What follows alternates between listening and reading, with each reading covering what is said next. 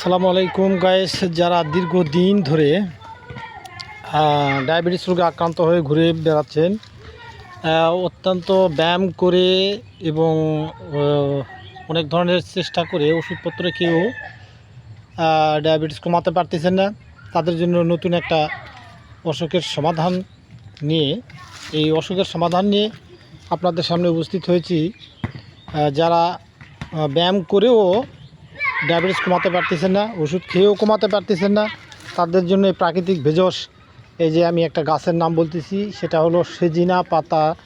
এই যে সেজিনা পাতা দেখেন ভালো করে, এই সেজিনা পাতা তুলে মোটামুটি রোদে শুকায় ভালো করে শুকায় নিয়ে ডাইস করে অথবা ব্লেন্ডারে দিয়ে ডাইস করার পরে এটা প্রতিদিন সকালে খালি পেটে প্রতিদিন সকালে এবং রাত্রে 1 চামচ করে এই সেজিনা পাতা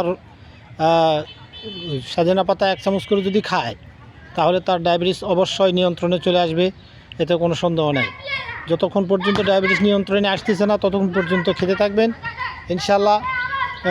ভিডিওটি প্রথম থেকে শেষ পর্যন্ত দেখার জন্য চেষ্টা করবেন। ভিডিওটি অত্যন্ত গুরুত্বপূর্ণ, যেহেতু অসুখটি অত্যন্ত ডেঞ্জারাস ডায়াবেটিস।